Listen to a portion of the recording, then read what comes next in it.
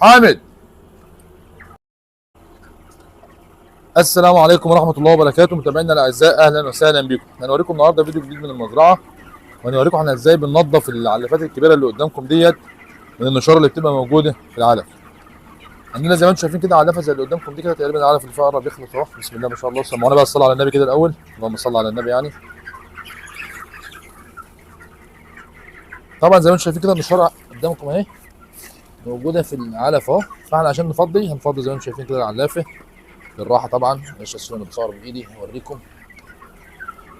ندوس عليها فاضيه شويه كمان.